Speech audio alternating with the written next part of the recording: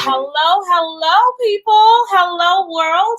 This is LaQuisha Williams, your world-class leader, and I am so excited to be coming to you on another Wealthy Wednesday, right? This is Winning Wednesday. And each Wednesday we come before you with an amazing guest. And I call them my lit guests. They are leaders, they are influencers, and they are trailblazers who are making a difference in today's society and then dominating the space. And shout out to our women who are doing amazing job. Tonight I am so excited to have one of my favorite people here on our space today on the World Class platform. She is no stranger to the World Class family. She has been here locally, actually in Florida, to a World Class conversation a couple years ago. And she's a boss, she's an author, and I know it's more than me who had purchased items from the J.Renee boutique, and she will talk about that tonight because this sister is doing it, and I love that she celebrates her life, celebrate others, and I celebrate the milestones that she continue to do. So without further ado, I want you guys to help me give some world global love to the one and only Miss J.Renee. Jay, welcome. Hey, everybody. Good evening. Good evening. It is so good to have you here once more. So let's dive into it. I mean, it's been a couple years, right? Since you were in class, right? I think that was 2018. 2018. Yeah. Yeah. 2018. Time goes so fast, right? Yeah, it really does. It's crazy. So tell our listeners, for those who, may not know of you, but I know they saw your bio and I've been promoting you. Could you tell our viewing audience a little bit about who you are on the personal side, and then we're going to get into the business side.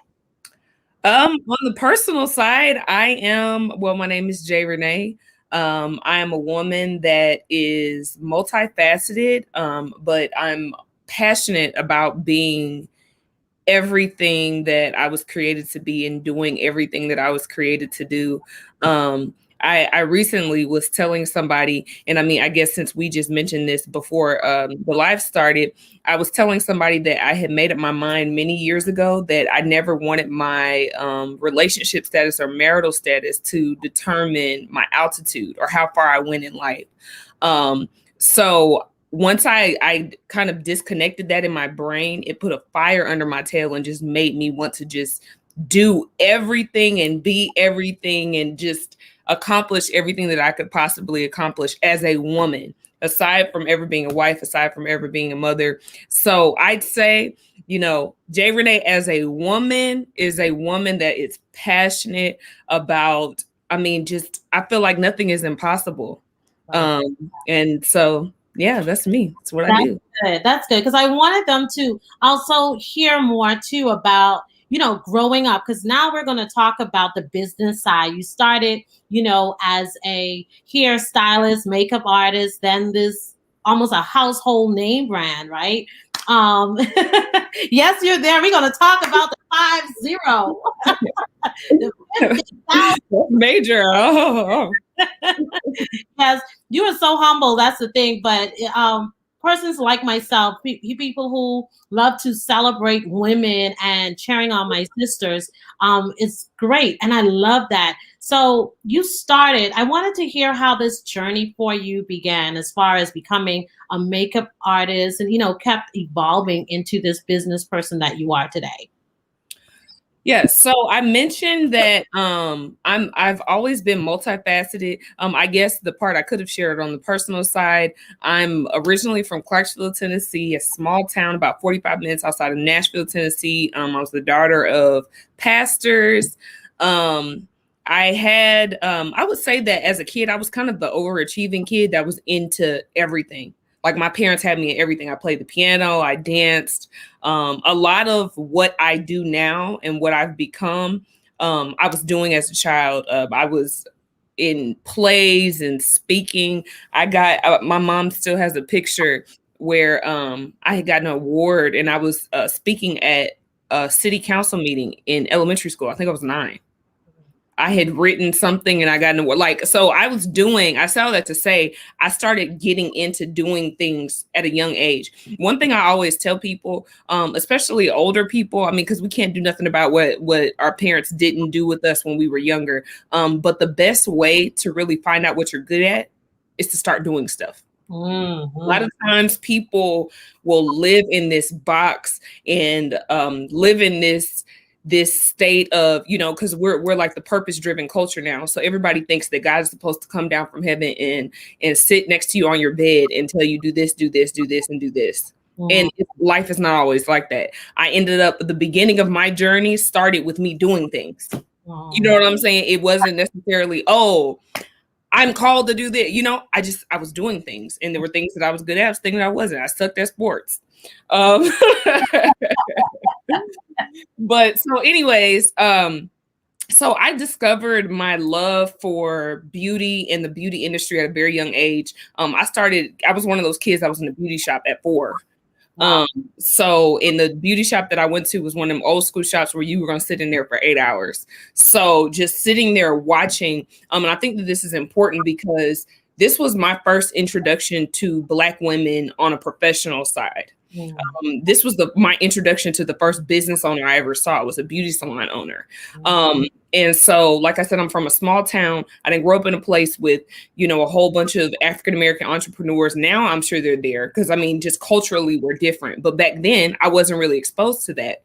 But my oldest brother had bought me a book when I was 12 years old called How to Become a Teenage Millionaire. And I'm always telling people about this book because this was the seed that really started everything for me. This book chronicles the lives of entrepreneurs that either started their businesses as teenagers and became millionaires as teenagers, or they started their businesses and eventually became millionaires, but they were businesses that they started as teens. So what that showed me was, first of all, there's a whole nother world of entrepreneurship that I'm missing. And number 2, it made me realize like anything is possible. I realized that at a very young age. And I know a lot of people struggle and miss so many opportunities in life because they have what I call the when I grow up mentality. Like we're always thinking that we have time to do something.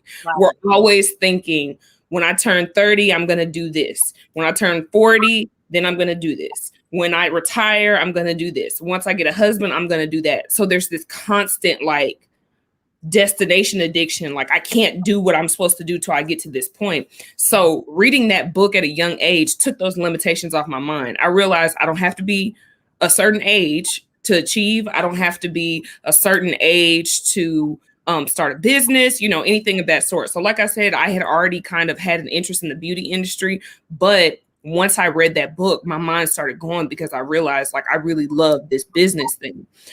So I wrote a business plan when I was 16 years old for an online store. And at that time, this was back when we had like AOL dial-up, like Wow. you got mail. So back then, shopping on the internet was not really a thing. And I know this was a God thing because I wasn't shopping on the internet at that time. But I actually have it in my office. I keep it. It's my first business plan. And I had a couple names. My first name was like Sophisticated Lady Boutique or Designs for Divas. So I wrote this business plan. I took it to my parents and I'm like, I want to do this. You know, I can make this happen. And they were like, yeah, that's cute. Go to college. Shut it down.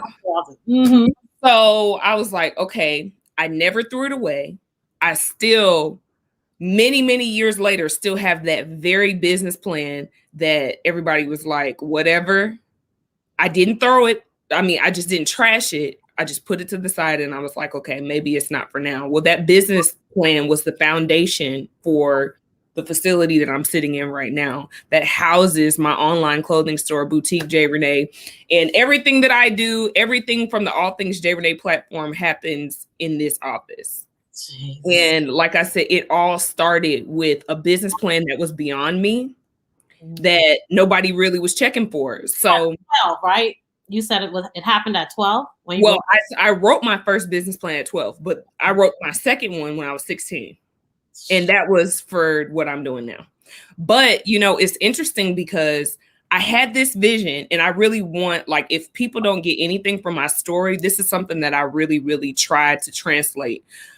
I had the vision very young. It was many years before I saw the manifestation of it. And there were a lot of other steps before getting here. I always say, you know, begin with the end in mind.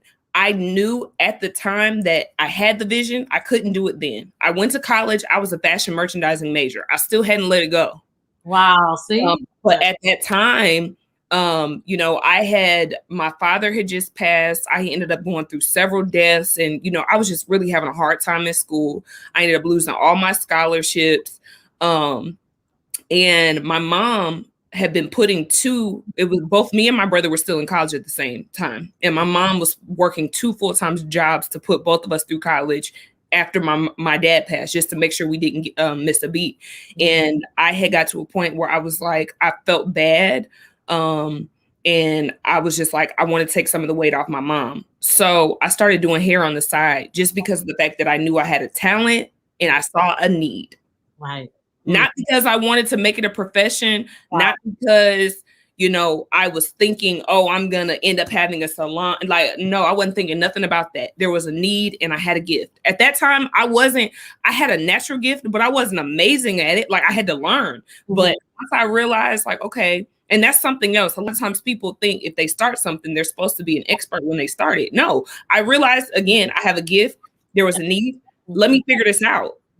And so next thing you know, I'm becoming like, you know, I kind of spread like wildfire on campus. I have full clientele. They ended up kicking me off campus because I used to do hair in a dorm. I moved from one dorm. They kicked me out of one dorm. I moved into another one. They kicked me out of that one. Then I moved off campus. And then once I started getting clientele, like regular people, it wasn't college kids anymore. I was like, okay, I need to do something about this. So I took a break from school, got my license, began my career in the beauty industry. And simultaneously, I was also, while I was in college, I was doing working at Mac part-time. And so, and that's a crazy story of how that even happened. But again, that started off with something that I just had an interest in. I expressed my interest to the right person. And I had been coming every week. I would buy makeup every week. How, you know, at Mac, you have to buy like a $50 purchase for them to put it on. Yes. I just kept coming back because I wanted to learn. And I kept going back to the same person. I found somebody that knew what they were doing. I was like, I'm going to keep coming to her. Had no idea she was the manager. One day I had just randomly said, I would love to work here, but I know it'd be really hard to get on. And she was like, no, it's not. I'll hire you.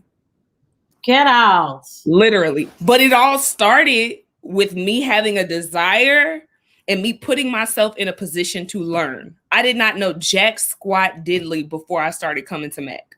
I literally went one day and I was like, I had an event or something. And I was like, you know, I really want to like get into makeup. Like, I love it. I just don't really know what I'm doing.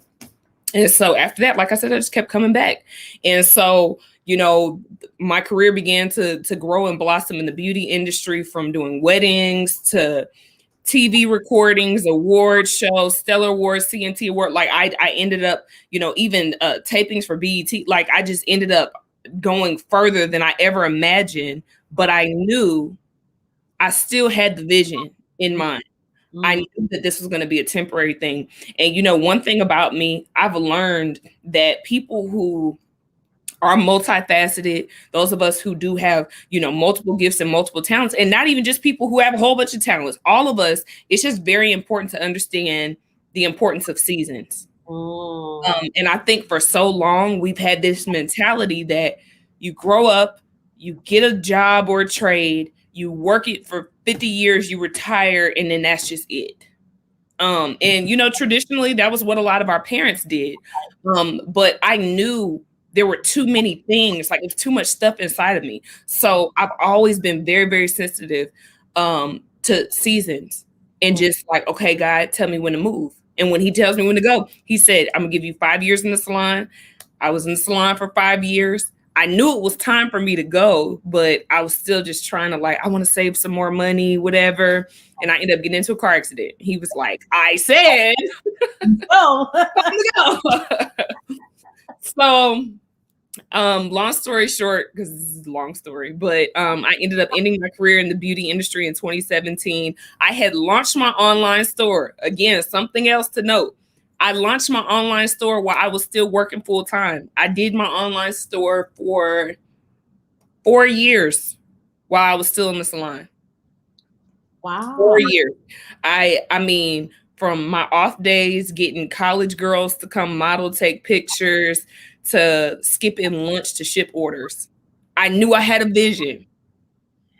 And, I'm so glad that I just never let it go, because I would have never imagined in a million years that God would blow my mind the way that he has. And again, like, I had a vision that was beyond what had even happened in real life. Like, who knew that internet entrepreneurship was going to blow up like this? Right. You know what I'm saying? Who knew? So I would just say the moral of the story is, to just really be sensitive to seasons. And that's literally, I was always sensitive to seasons. I never let the vision go. Mm-hmm. And I wasn't afraid to go through the process to get there. Because a lot of times people will think, like, if the steps in the process don't look like the end result, then what am I doing here? You know what I'm saying? Like, when I was working at, when I worked at Old Navy, that didn't look nothing like what I was planning to do. Right. And I hated that job. You know what I'm saying? When I was working at the YMCA, taking care of kids ages 9 through 12, that didn't look nothing like where I was trying to go. Even when I was doing sew-ins on my feet all day, feet swollen, back hurting, that didn't look nothing like what God had shown me. But I knew that it was all a part of the process. So I was just like, God, just tell me when to make a move. And literally, that's just, over the last 10 years, 10 to 15 years, that's just, the testimony of my life. God, when you tell me to make a move, I'll make a move. And I'm still moving like that. And you're still moving. That's so amazing, man. One of the things I love the fact that you said that, because sometimes people think that it's something that you have to learn or go to school. It was just a desire you had. You took action on that. Mm-hmm. And you move when God say move, and look what happened. So when it came to, okay, you did the makeup, the hair, the makeup, and now the boutique. Like, what kind of sparked that idea for you? So I realized very early on, and this is a good thing that kind of helped me pull it all together, because first of all, let me say this. My mom will tell anybody, I was not a girly girl at all as a child. I hated... I follow you. I know you. You can see that. Hated getting my hair done. I hated wearing dresses. I hated, like, I was such a tomboy as a child, but I still kind of had an interest in beauty. Mm-hmm. And so I realized that I had an interest in beauty, hair and makeup. I realized, though, once I think when I was in college, so I started, my first business was called Phase 1 Image Consulting. So I did full service image consulting, hair, makeup, styling, personal shopping. And I was just trying to figure out, like, what's really going to be my thing. And I realized that I wasn't particularly passionate about hair. Like, it was cool to do, but I wasn't passionate about it. I was not passionate about makeup. I could do it, but I wasn't passionate about it. And I wasn't even, like, I loved fashion, but I felt like I wasn't even as passionate about that. But I realized I was passionate about transformation. It wasn't the actual act of what I was doing. It was the idea behind it. Like, I realized the things that made me tick was when I saw somebody come in with their hair in the worst possible state, and me taking it to a totally different state 2 hours later, and me turning them around in the chair and seeing their reaction. Like, the first time I had a client cry, that's when I knew, like, I'm onto something. So when I realized that, and a lot of times this is, a helpful tip for people who are looking for their purpose, because again, a lot of times we put pressure on a thing. Like, my purpose has to be being a hairstylist, or my purpose has to be being a teacher, when in all actuality, it may not necessarily be the thing. In different seasons, the thing will look different. Yes. But the idea behind what you do is that's your purpose. That's the driving force. So I knew that transformation was what I was truly passionate about. So once I got an understanding of that, then I could sit back and be like, okay, God, show me what this looks like in different seasons. So in different, in certain seasons, focusing on transformation was me provoking transformation through speaking. It's the Rona right now. I ain't stood on nobody's stage in a long time. Right. If that was my purpose, what would I be doing right now? You know what I'm saying? Like, and even just being able to, change people's lives and improve their lives and make them better through fashion and just being able to make women feel good. That's something that it's all still aligned. You know what I'm saying? So the major thing for me was understanding the why, understanding the idea behind it. So then at that point, it was a seamless transition because, I also was like, I don't want to look like I'm all over the place. Right. You know what I'm saying? Like, God, make it make sense. How will this transition make sense? And I know, like, honestly, people still ask to this day, why did I quit doing hair? I was good at doing hair. I was making money, whatever. But I knew that in order for people to really allow me to fully step into the space that I knew God was taking me into, I had to do a hard cutoff. You know what I'm saying? I had to be like, this season is done and we're moving on. So, and we can't be afraid to do that. Right. And so I love how you said that as well.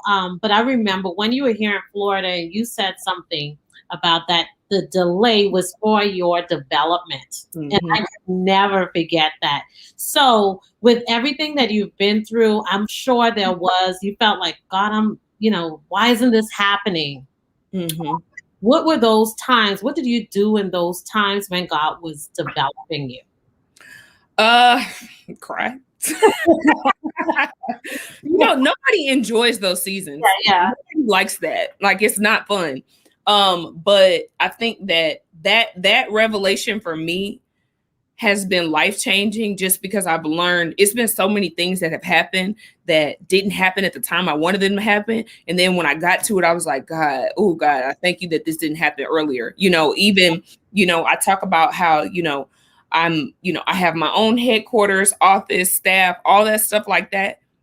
I would have loved this 5 years ago, but I couldn't handle it. You know what I'm saying? I wasn't ready. And so during those spaces, like I've just I'm always a question asker. Like, I'm very intuitive. I'm very like, okay, what's supposed to be happening here? So it's certain theories about God and how he moves that I just always remind myself. And one of those things is, I always tell myself, I literally just said this last night. God didn't say he give you everything that you want, but he said he promised to provide your needs. So if you don't have it right now, it's because you probably don't need it right now. Right. You may want it, but you don't necessarily need it if you don't have it right now. That's one thing that I remind myself of. And the other thing, like I said, just always asking myself or asking God, like looking at the reality and being very critical. And not critical in a negative sense, but critical in a real sense, like what's really happening in this space. I look at, some of the hardest seasons of my life, like just using an example. I remember when I went through a horrible, horrible time financially. And I felt like God was just like, I'm like, what did I do? Like, are you mad at me? Like, what? But I realized during that time, I was one of those people that, first of all, I came up in an industry where it was fast money. So I didn't really value money at that time. I didn't value money. I didn't value savings because I was so used to getting it every day, and then, I really was just out of control. Like, I was one of those people that thought just because I paid all my bills that I was good at managing money. Right. I had a good credit score. I was good at managing money. No, you can have all that stuff and be piss poor at managing money. And I was one of those people. But I realize now, I didn't understand at the time, but I realized, like, okay, if let's say that I'm, God is trying to, he's given me these multi-million-dollar ideas. I have these multi-billion-dollar companies in my head. If I can't manage $100,000, I'm sure gonna blow 100 million. You know what I'm saying? So I've learned in those spaces, like, to really ask, like, God, what are you showing me? And I kicked and screamed and whined for a long time. And then once I got towards the end of it, I was like, God, what are you showing me? That's when I began to realize you can't make no money while you're in debt. Get out of debt. You know what I'm saying? Say, like, I just really began to look hard at myself. And once I saw what God was doing, it wasn't hard. I mean, the season shifted pretty quickly. You know what I'm saying? But it was just, I was just so adamant about resisting. So I always said, like I said, ask the real questions. Like, what's really happening right now? What am I dealing with? If this is a season where, I feel like I'm working, but my platform hasn't grown the way that I want it to. Well, let's talk about my confidence. What is my confidence really based in? Because am I wanting this attention to give me more affirmation and give me some false confidence that I don't have right now? Wow. You know what I'm saying? Like, you got to really ask yourself stuff like that. Is this something that I'm even ready for? Right. Is this something that I can really handle? And like I said, just being able to ask those questions it doesn't necessarily make it easier, but it makes me calm down. Because then I'm like, okay, I see what you're doing here. Right. Wow. Let's celebrate 50,000 followers on Instagram. $10 balloons, and I shared, I was like, yes. So, I mean, even with the growth, and I believe that the pandemic, especially for the online space, has definitely caused many of us to pivot during this time.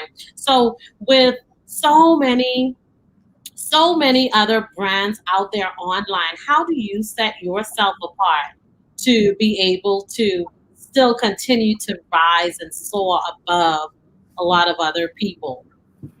Well, I realized very early on that we're in a space where everybody is somebody. It's not too many new things under the sun. And you'll be hunting forever trying to find something that nobody is doing and nobody is selling. But a life-changing epiphany for me was just realizing, I'm called to a very specific group of people. Outside of them, I really don't care who follows me. Right. Outside of my customer, I don't care where other people are shopping. Right. And the problem becomes where people are constantly, in search of that over, like, I just want everybody to love me. I want everybody to like me. I want a whole bunch of people to follow me. But you know what? It's people that, they got 100,000 followers that are not making $100,000. Right. You know what I'm saying? That followers don't equate to dollars. And I was like, look, God, I don't even have to have followers. Help me reach the people that I'm supposed to reach and make the money I'm supposed to make. Hello. The rest, I don't even care. I had to, we all have watched people blow up, and we all watch these people with their platforms and doing their own thing. And yeah, it's a human emotion to look and be like, dang, so-and-so is doing blah, blah, blah. Well, I wanted to do that, or, whatever. I literally had to train myself to have tunnel vision, and even, sometimes I know a lot of times people are scared to be inspired by other people because they don't want to look like they're copying or whatever else. No, it's literally like, and this is the best example I could ever use. Like, you know how many places sell Oreos? Right. And they're not different versions of them. Right. The same regular Oreo, Publix, Kroger, Walmart, Walgreens, Dollar Store. Yeah. And half the time, all those stores will be within a couple of, like, not even a mile of each other on a major. Right. When somebody gets hungry, based off of whatever they want or whatever they like, they'll go to wherever they want to go. And they might just go to Walgreens and pay $2 more for them Oreos just because of the fact that Walgreens is closer to them, or because they like that convenience. You know what I'm saying? So learning to understand, like, you don't have to focus on trying to set yourself apart. You just have to focus on your customer. Who am I called to? Who am I supposed to reach? And it doesn't matter if you got the same double stuffed Oreos as 15 other people on the internet. Right. But can't nobody sell it like you sell it to your people. And that's just the mentality that I've had. And, it's amazing because reaching 50,000, I mean, it was a huge accomplishment. And I never really celebrated any other number because I realized I was never really trying to grow my following. Like, I wanted to grow in business. Of course, I focused on, like, growing my boutique, but I never really focused on growing my brand per se, or growing the numbers. Until like recently, then I started, kind of paying attention, but it was something that just kind of happened in the process of me being myself. And yeah, of course there's things and techniques that you can use to grow your following or whatever, but the biggest thing that worked for me was being genuine and being true to me. And as I focused on me and focused on reaching those people that I was called to, people began to come. Build, people will come. Build and they will come. I truly, truly believe that. And like you spoke earlier, you talk about taking the step, just doing action, taking action. So for someone who wants to have a start in the online business space, what advice would you give them? I would say the first thing, really write down, do a brain dump, write down and get very, very clear exactly about what you want to do. There's some things that you won't know or you won't exactly have an explanation for until you just start trying things. I think that's a major part of entrepreneurship that we tend to leave out, because we tell people, you need to just know what you're doing and then have your plan to execute it. But a lot of us don't know what we're doing when we start, or a lot of us start off doing one thing and change our mind. And even my business structure, it started one way and I changed my mind. And then I changed the name. And then, I've done, different things over time. So, but I would say, write down what your desire is. And don't be afraid, like I said, to be inspired by other people. When I used to do coaching, which I stopped doing individual consultations, but when I used to do it, one of the things that I would do on my on the assessment form, I would challenge people to find 3 people that inspire them, or 3 people that have built brands that are similar to what they want to do. It's absolutely nothing wrong with that. Everybody listening, it's nothing wrong with that. It doesn't make you, it doesn't make you weird. Like literally, if somebody else has successfully done it and you have a cheat code watching them, why not study? You know what I'm saying? So there's people, business owners that I've studied, major companies that I've studied. So it's tons of people out here that have done it, and then they're giving you the game. It's so many classes and resources and YouTube and Pinterest. It's so much stuff out here. So get an idea of what you want to do, get a visual, connect with some people that are doing what you want to do, follow them, study them, look at their journeys, and then start. And the last thing I would say is be consistent, because nothing happens overnight. Easy come, easy go. Right. We all start at 0. Right. And there are people, though, honestly, there are people that start at 0 and then go viral and, be at 50,000 overnight. For somebody like me, it took years, but there have been people that have been on the journey with me, and it's been a blessing to even, people like you that I've connected with, and, we've still been able to remain connected over the years that have, been able to see my journey. So don't rush the process, it's okay to be a beginner. Right. That's good. You are such a visionary, right? You are such a visionary, and I love listening to you. And that takes me to your book, The True Confessions of a Visionary. And I have like 3 copies I have purchased.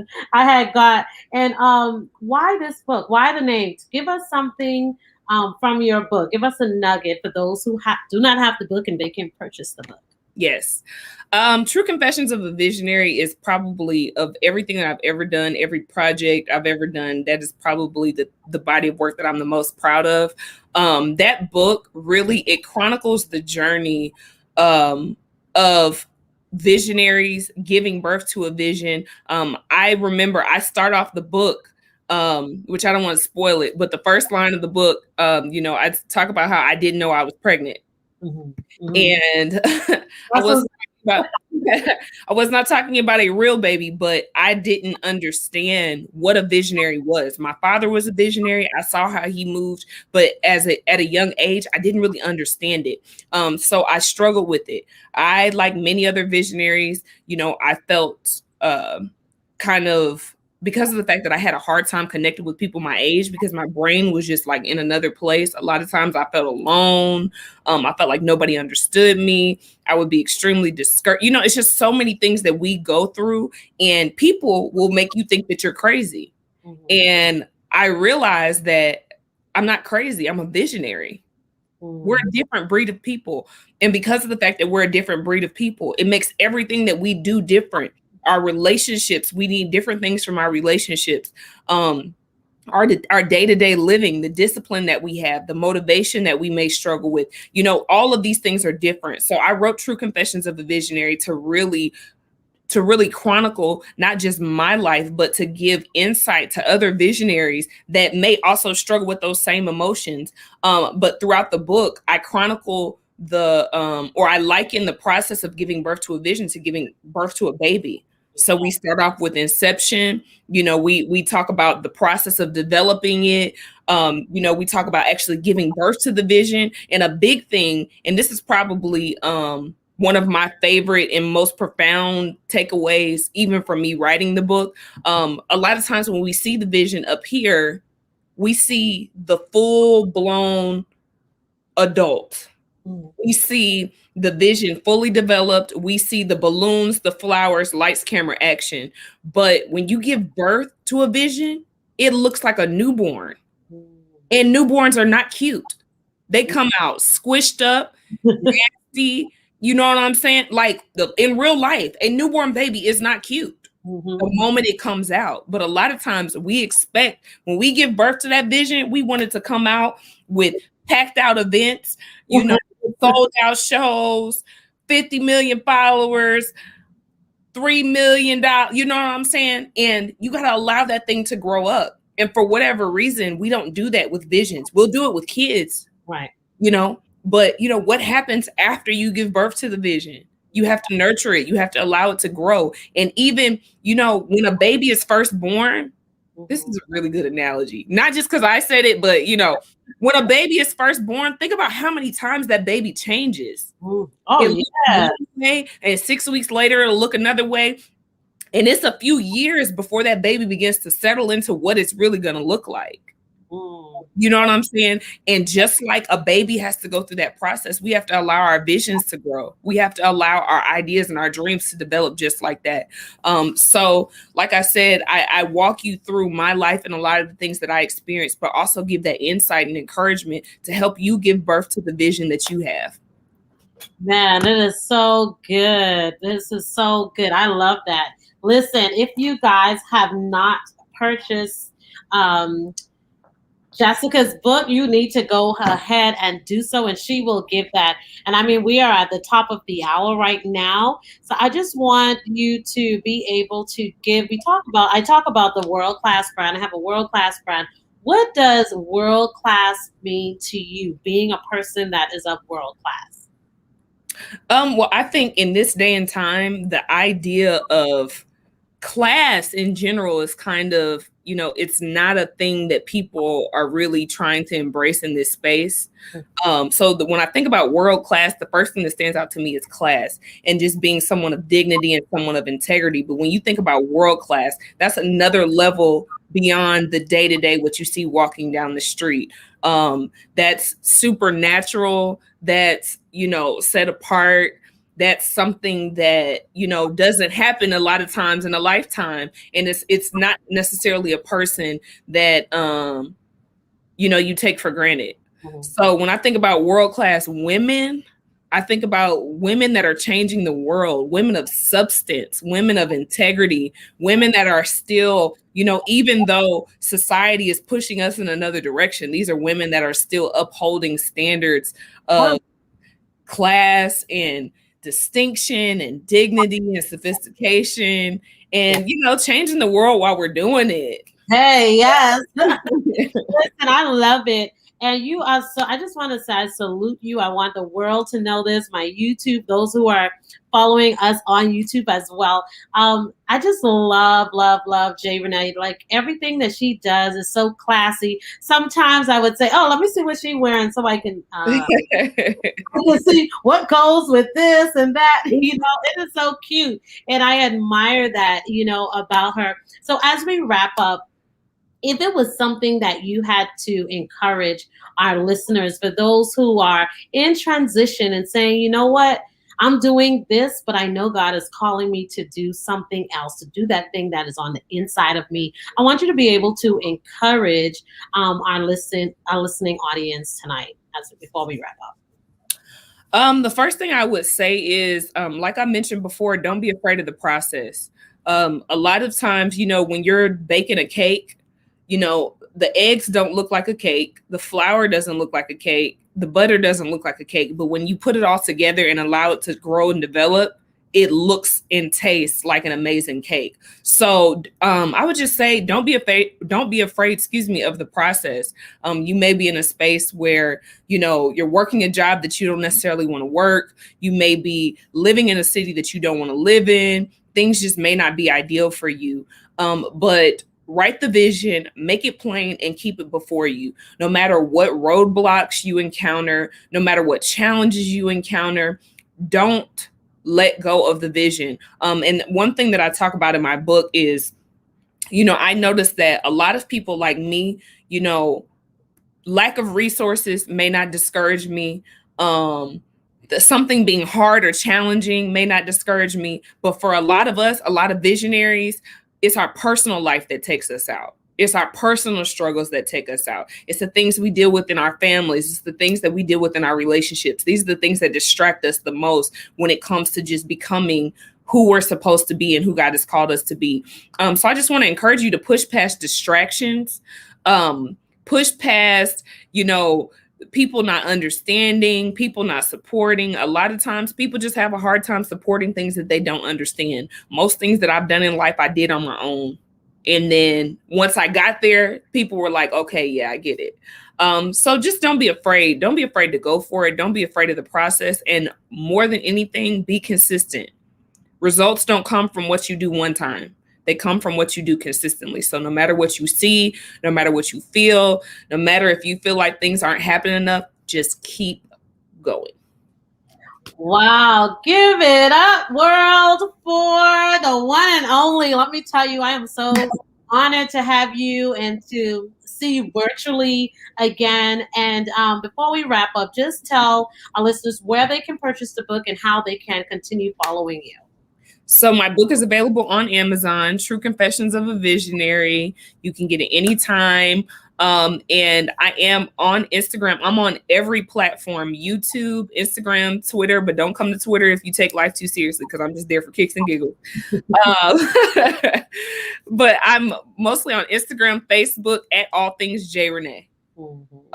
No period though. All things JRenee. On Instagram, on YouTube, and Facebook.com/all things JReneee. All things JReneee. There you have it. There you have it, guys. And I just want to say thank you once more for being a part of the World Class Conversations tonight. And because you are still at the office, listen, we didn't even get to talk about it. I'm going to have to come back on another day. You have to come back on another day. Thank you so much, because you're at the office and you didn't have to do this. And it means so much to me that you took time out to just share and spend an hour with me. Thank you. Much blessings to you, and we will stay connected. You. Take care. Good night. Bye, guys.